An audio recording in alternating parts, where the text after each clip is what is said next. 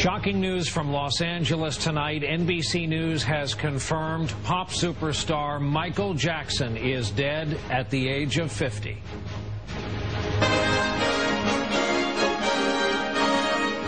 From NBC News World Headquarters in New York, this is NBC Nightly News with Brian Williams. Good evening. Every American generation has its icons in the world of entertainment. Michael Jackson has been one of the best-known stars on this planet for the last several decades. On this night, when we were preparing a remembrance of Farrah Fawcett, suddenly word arrived from Southern California that Jackson had been rushed to the hospital. There were grave reports about his condition. And now this, confirmation tonight that he has died. A lot will be said about Michael Jackson as we learn more about this story. He was incredibly talented, a child star who was an adult with deep troubles and physical and mental health issues. We'll begin our coverage of this still-breaking story with Lester Holt here with me in our New York studios. Again, Lester, this came, first confirmation, L.A. Times, then Associated Press, and now NBC News is confirming this word. And they've been reporting all afternoon about the sequence of events. Apparently about 12:30, Brian, Pacific time, 3:36 Eastern time. L.A. City Fire Department paramedics responded to the Bel Air mansion where Michael Jackson had been staying. He'd been rehearsing for a series of concerts set to begin, comeback concerts in London in July. The paramedics got to the residence, found him. Apparently there was no pulse. He was not breathing. They administered CPR at the scene, then took him about 6 minutes away to what you're looking at now. This is the UCLA Medical Center in nearby Westwood.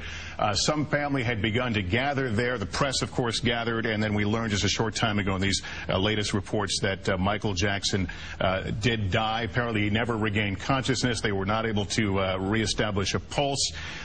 This mansion he was staying at in Bel Air apparently had been rented in preparation for this comeback concert. We learned in March when they announced that concert that questions had come up about his health at the time. The promoters said he had undergone a 4.5-hour battery of physical tests and he had checked out okay at the time, Brian. He was apparently, according to one report, working out with the bodybuilder Lou Ferrigno of late.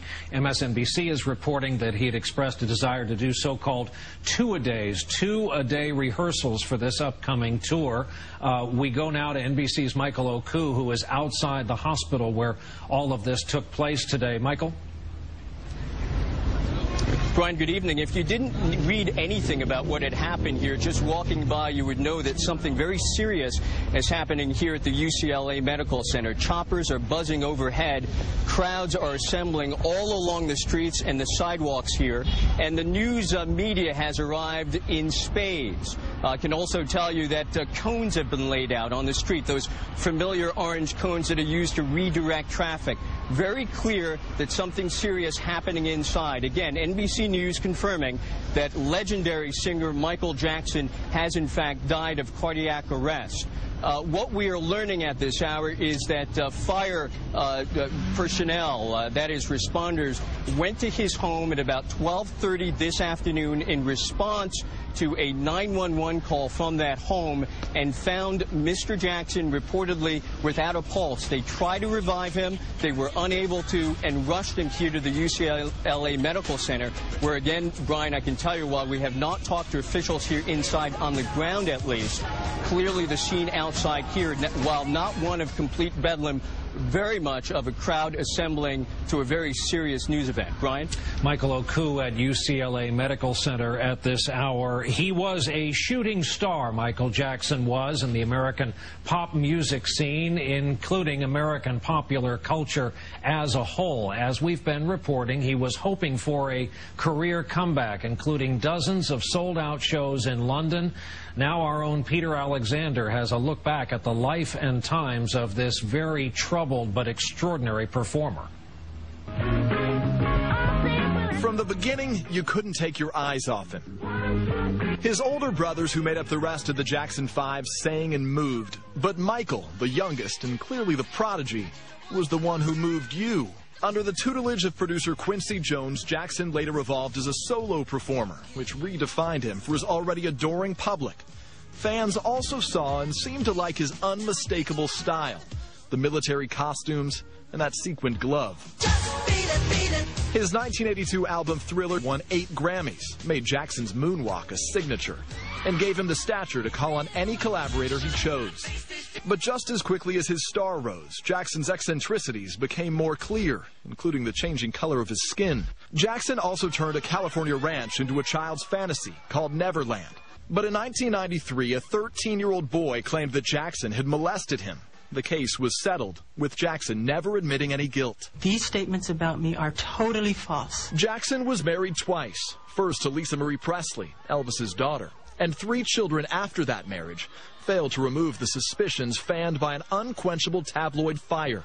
He fed that fire too, dangling his baby from a German hotel balcony, testifying woozily in a bizarre court appearance, telling a filmmaker there was nothing wrong with sharing his bedroom with children, including one child who in 2003 made another accusation that a boozy Jackson had molested him, and this time said so on the witness stand. Michael Jackson had become the biggest star with truly international status ever brought to trial on a serious felony charge.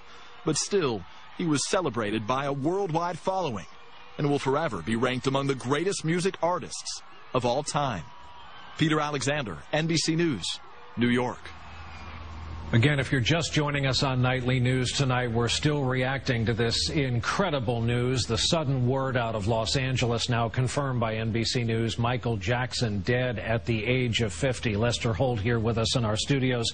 Lester, Peter touched on this aspect of his life, kind of the obvious, and that is the troubles. He virtually changed his entire physical appearance in terms of physical features, skin color. There was his private life, and on and on. As you were leading in, I was watching the box over your shoulder, picture after picture, and you see it transform right before your eyes. People saw it. People talked about the plastic surgery. Those things they noted, and it became kind of a, well, that Michael's a little weird. It was only after that 2005 child molestation case that I think it all came into a different kind of focus. He would then go on to become this recluse, and that's why it was such a big deal when he announced several months ago he was going to do this comeback concert and try to repair. His last album, Comeback, was an utter flop. And at the same time, his transformation, his contributions to American pop culture, from The Glove to moonwalking, the Thriller video comes to mind. We were all talking before the newscast, singing the songs, and realized we all know the words to these songs, Brian. Thriller, though, I think was the defining album. 1982, this album comes out. If you remember, MTV was just getting off the ground, the whole music video thing. Well, he comes out and essentially makes movies of music videos, no longer just the performers on a stage strumming their guitars. He really jump-started the genre. As you mentioned, the dance, the moonwalk, the glove, all this. That one album produced 7 #1 hits. It was an amazing moment for him. And this is the guy that popped on. We're the same age. I remember being a 10-year-old kid watching this 10-year-old kid on TV one night, and it would become this overnight sensation and go on, and we'd continue to watch his career blossom. Say nothing of the fact that he first arrived on our radar as the youngest member, of course, of the Jackson 5. Lester will be talking about this some more.